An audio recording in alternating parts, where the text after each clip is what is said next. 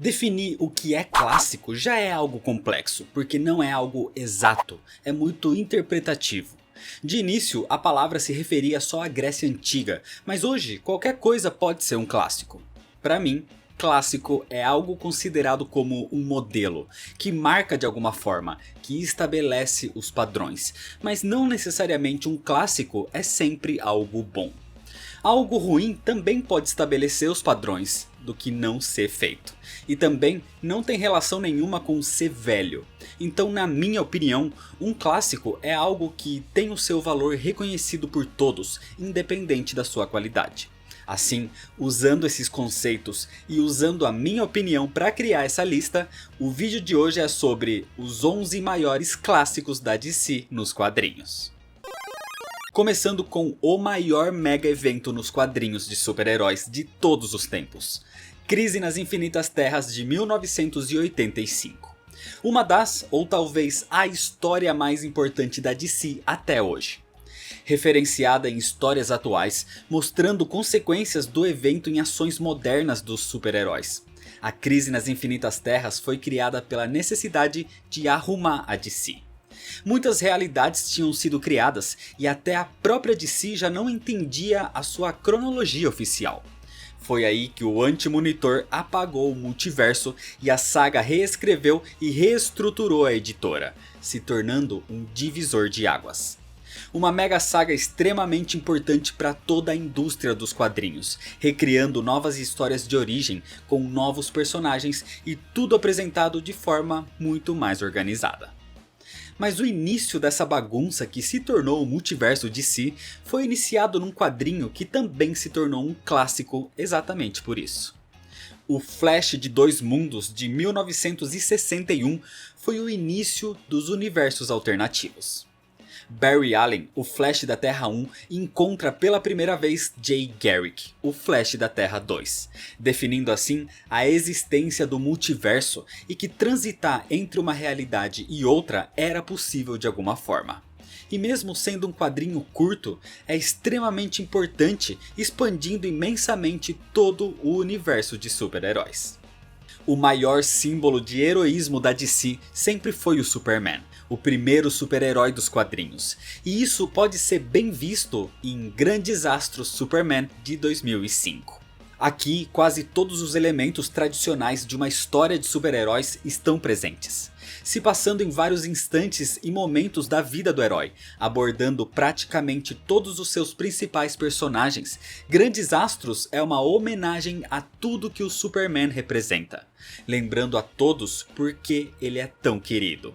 E como o Homem de Aço, realmente é o alienígena mais humano do mundo. E por que ele é o maior super-herói do mundo. Durante os anos 80, os quadrinhos dos Novos Titãs eram um dos mais vendidos e queridos da DC. Com tramas muito boas e muitos personagens interessantes, com até mesmo uma personagem relativamente nova, mas muito querida já, a Jovem Terra. Só que tudo isso mudou em Contrato de Judas de 1984. Terra foi introduzida na equipe já com a intenção de conquistar a afeição do público, para que fosse revelado com o tempo que na verdade ela era uma vilã infiltrada trabalhando para o Exterminador. Essa traição e mudança de status foi um imenso choque para os fãs, afetando até mesmo a personalidade de alguns heróis e criou uma desconfiança nos leitores que, a partir daí, qualquer um poderia se revelar como traidor. E inclusive, além de um clássico como quadrinho, tem um momento icônico do amadurecimento de Dick Grayson de Robin para Asa Noturna. Nos anos 90, houveram diversos momentos contraditórios nos quadrinhos, quebrando colunas e até matando personagens, mas talvez um dos momentos mais icônicos e que se tornou um clássico hoje é o momento onde Hal Jordan, o maior dos Lanternas Verdes, se torna um vilão em Crepúsculo Esmeralda de 1994. Coast City, a cidade do herói, foi completamente devastada por Mongul, e isso levou Hal Jordan ao limite, tentando fazer o impossível para reconstruir o local, e a forma que ele encontrou foi absorvendo toda a energia da bateria de poder. Isso o tornou no vilão Parallax, que praticamente dizimou a tropa dos Lanternas e transformou Hal num dos maiores vilões da DC por alguns anos. Sendo que isso só foi retomado muito tempo depois e foi o início de toda uma imensa construção de universo e mitologia para os Lanternas Verdes a partir daí. Um clássico supremo e indiscutível não só para DC, com certeza é Watchmen, lançada em 1986. A HQ definiu toda uma era dos quadrinhos, um dos responsáveis por mudar a era de bronze para a era moderna, onde as histórias eram mais sombrias e realistas. Numa história épica de Alan Moore, onde não existe um protagonista ou um vilão, tudo é questão de ponto de vista.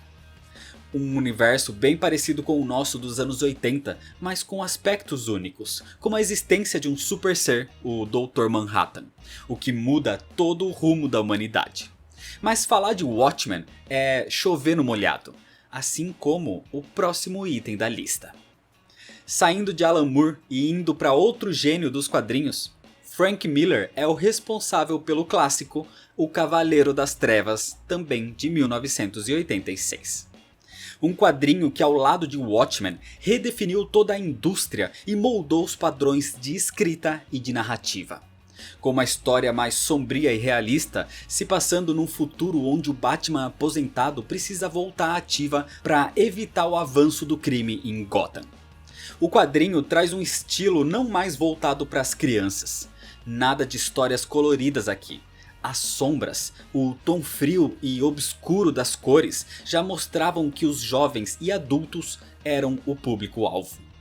A HQ é cheia de momentos clássicos como o Batman segurando um rifle, o Coringa voltando à insanidade depois de ver o Homem-Morcego, e claro, o combate entre Superman e Batman com uma super armadura de espancar kryptonianos. Uma das maiores pérolas da DC é o Batman, isso é inegável. Então é claro que ele é quem talvez tem mais clássicos na editora. Mas o grande destaque desse próximo item aqui nem é o Homem-Morcego, e sim o Coringa. Claramente eu tô falando de A Piada Mortal de 1988. Mais uma vez, Alan Moore faz um trabalho excepcional abordando uma certa origem para o palhaço do crime. Ao mesmo tempo que o vilão tenta provar que só é necessário um dia ruim para deixar qualquer pessoa normal completamente insana. O nível de agressão física e psicológica que essa HQ aborda, principalmente para a época, marcou os quadrinhos de super-heróis, se tornando uma referência e definindo os padrões de escrita tanto em roteiro quanto em narrativa. E ainda no universo do Batman, podendo gerar controvérsia pela qualidade, mas não pelo clássico que se tornou, A Morte na Família de 1988. Com o Coringa mais uma vez roubando a cena aqui ao causar um dos espancamentos mais brutais e insanos que nem é mostrado explicitamente. Com o pé de cabra, o Coringa quase mata o segundo Robin, Jason Todd, logo em seguida dele ter encontrado a sua mãe biológica. E com uma bomba, os dois morrem. Algo impressionante inclusive é que foram os fãs que ligaram para votar se Jason iria morrer ou sobreviver. E a escolha traumatizou o Batman para sempre a partir daí, mudando bastante o personagem, fazendo esse quadrinho se tornar um clássico. Ainda em morte de personagens, a morte mais impactante da DC foi a morte do Superman, de 1992. O maior símbolo de heroísmo, a figura mais emblemática dos quadrinhos, é morto. Apocalipse enfrenta o Homem de Aço e numa luta épica, os dois acabam sem vida. Com Lois Lane chorando no corpo do Superman, num período onde morte nos quadrinhos não eram tão comuns assim. Então a incerteza da sua volta era bastante real, bem diferente de hoje em dia. Um quadrinho tão clássico que extrapolou a própria mídia e foi divulgado no mundo todo. E para finalizar, uma HQ que é indiscutivelmente considerada como uma obra-prima. Uma das melhores histórias da DC, O Reino do Amanhã de 1996. Escrita por Mark Waid e desenhada por Alex Ross, o quadrinho tem um traço hiperrealista, mostrando os super-heróis já aposentados tendo que lidar com uma nova geração que não carrega o mesmo símbolo de heroísmo que as gerações anteriores costumavam carregar.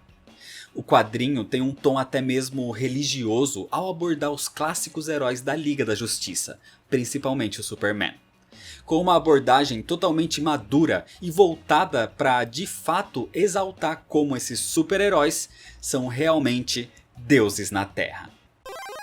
Claro que existem vários outros grandes clássicos da DC nos quadrinhos, como Mulher Maravilha, Deuses Imortais, Lanterna Verde e Arqueiro Verde, A Queda do Morcego e Batman Ano 1.